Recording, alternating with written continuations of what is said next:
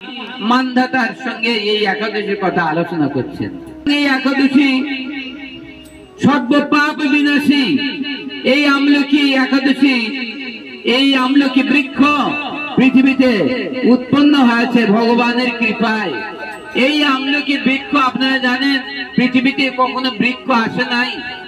হঠাৎ একদিন ভগবান মহান দয়ায় এই আমলকি বৃক্ষ প্রথমে সৃষ্টি হয়ে থাকে। তার একটা বৃহৎ আলোচনা আছে। পুরাকালে ব্রহ্মার একদিনে, অর্থাৎ ব্রহ্মার সারা দিনের পরে যখন নিশি আসলো, রাত্র আসলো, ওই রাত্রে ব্রহ্মার, সবার তো জানা আছে, আমি ক্লাসে আলোচনা করিয়াছিলাম, ব্রহ্মার একদিন মানে কত মন্বন্তর।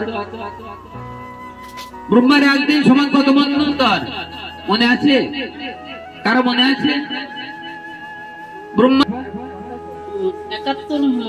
71 দিব্য যুগে, তার 70 দাপার কলি 4 যুগে এক দিব্য যুগ, আর 71 দিব্য যুগে এক মন্বন্তর,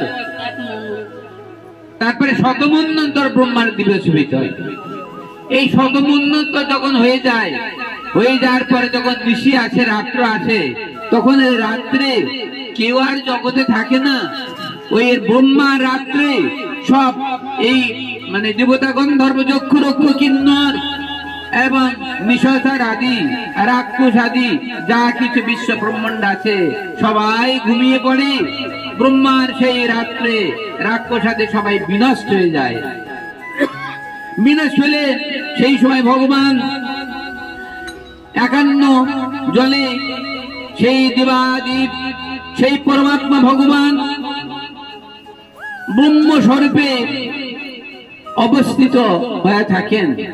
সেই ভগবান ব্রহ্ম, মহাব্রহ্ম স্বরূপে অবস্থান করেন। তখনই সেই জগৎ স্বরূপ ব্রহ্মের বদন হইতে সেই মহাপুরুষ সবাই যখন ঘুমাচ্ছন্ন হয়ে যায়, পৃথিবী যখন অন্ধকার হয়ে যায় ব্রহ্মার রাত্রে, তাহলে 70 দাপার কলি 4 যুগে এক দিব্য যুগ, 71 দিব্য যুগে এক মন্বন্তর, এবার শতমন্বন্তর ব্রহ্মার দিবস হইত। আর শতমন্বন্তর যখন কেটে নিশি আসে, রাত্র আসে, তখন সবাই ঘুমান্ত হয়ে যায়। তখন সেই মহাপুরুষ ভগবান মহান রূপ ধারণ করেন। তখন সেই মহান রূপের বদনে ঘেমে যায়, ঘেমে এক বিন্দু জল পতিত হয়ে থাকে। সেই এক বিন্দু জলে একটা মহান বৃক্ষ তৈরি হয়। সেই বৃক্ষ কি বৃক্ষ? সেই বৃক্ষর কেউ চেনে না, কেউ জানতে পারে না। সেই বৃক্ষ মহাভয়ঙ্কর বৃক্ষ এবং অনেক যোজন, 700 যোজন বৃদ্ধি সেই মহাবৃক্ষ। সেই বৃক্ষের নাম কেউই জানে না। ব্রহ্মাদি দেবগণ সবাই স্তব করছে, হে ঠাকুর, এত বড় মহান বৃক্ষ আমরা কখনো দেখি নাই, এই বৃক্ষের নাম কি? এবং সেই বৃক্ষ সেই ফল ভরে মাথা নত আছে, এত অসংখ্য ফল সেই বৃক্ষে ধরিয়াছে। তখন যখন ব্রহ্মাদি দেবগণ যখন বলছে, ঠাকুর এই দয়াময়, আমরা তো আপনাকে দেখতে পাচ্ছি না, কিন্তু হঠাৎ একটা মহাবৃক্ষ দেখতে পাচ্ছি। এই বৃক্ষটা কি বৃক্ষ এবং এই বৃক্ষের কি গুণ এবং এই বৃক্ষের অসংখ্য ফল ধরিয়াছে, না জানি এই মহান বৃক্ষ না জানি কি ফল আছে। হে প্রভু, দয়া করে আপনি আমাদের কাছে বর্ণনা করুন। এমনি সময় আকাশবাণী হচ্ছে, হে ব্রহ্মাদি দেবগণ, এই বৃক্ষের নাম আমলকি বৃক্ষ। এই বৃক্ষ আমলকি বৃক্ষ, এই মহান বৃক্ষ জগৎবাসীর কল্যাণের জন্য আমি সৃষ্টি করিয়াছি। এবং এই আমলকি বৃক্ষের যে আমলকি, সুধা থেকে আরো সুধা, মহান সুধা যুক্ত এই মহান আমলকি বৃক্ষ আমার জন্য আমি সৃষ্টি করিয়াছি। মহান বৃক্ষ জগৎবাসীর জন্য। এবং এই বৃক্ষকে আদি বৃক্ষ বলা হয়। এই বৃক্ষের উপরে আর কোন বৃক্ষ সৃষ্টি হয় নাই। যে বৃক্ষ মহান পুরুষের সেই বদন দিয়ে, বদন ঘর্মিত জল দ্বারা সেই মহান বৃক্ষ সৃষ্টি হয়েছিল, সেই বৃক্ষের নাম আমলকি বৃক্ষ। এই বৃক্ষের মূল দেশে ভগবান শ্রী গোবিন্দ অবস্থান করেন।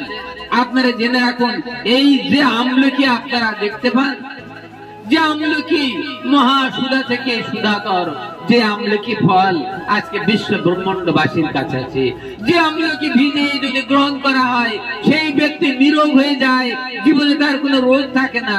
সারা জীবন যদি আমলকি ভিজে যদি জল গ্রহণ করা যায়, এত বড় মহাগুণগ্রহী আমলকি বৃক্ষ এবং আমলকি ফল এত বড় মহান দয়াল।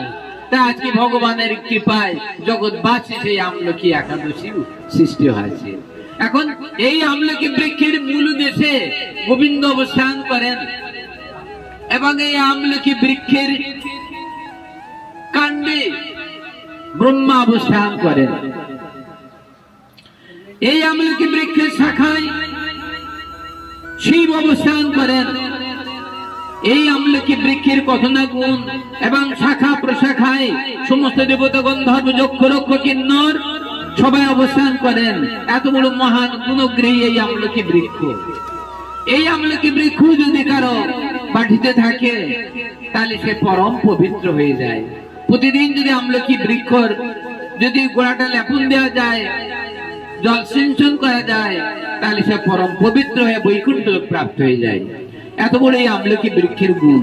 সেই আমলকি একাদশী আজ আমাদের সম্মুখে দণ্ডায়মান হয়েছে। তাই আজকে ভগবান এই বৃক্ষের নাম বলে দিলেন।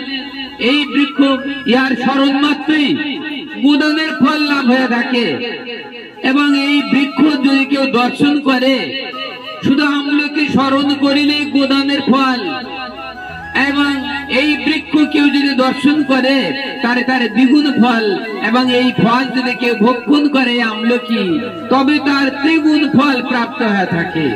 অধিক সর্বপ্রকারে ইহার সেবন করা কর্তব্য।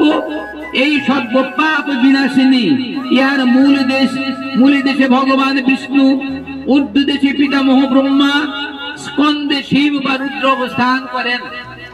এই আমলকি মহান বৃক্ষের মহান জায়গা আপনার শুনুন। আর ইহার শাখায় মুনিগণ, প্রশাখায় দেবগণ, পূর্ণ সময়ে বসুগণ এবং পুষ্প আছে, পুষ্পে বায়ু এবং ফল সময়ে সমস্ত প্রজাপতি বাস করেন। এই আমলকি ফলে সমস্ত প্রজাপতিগণ বাস করেন। তাহলে ফাল্গুন মাসের শুক্লাপক্ষে এই একাদশী ব্রত এই মহাবৃক্ষকে সম্বোধন এবং এই আমলকি নামে এই সর্বমঙ্গলা দানকারিণী মহাপাপ নাশিনী মহারূপবতী মহান গুণবতী এই আমলকি একাদশী। তাই বিশ্ব জগৎবাসী এই মহান একাদশী করিলে সবার পরম গতি এবং পরমূর্ধ গতি হয়। তাই আজকে আপনারা এই আমলকি ফলের কথা, আমলকি একাদশীর কথা জানতে পারলেন।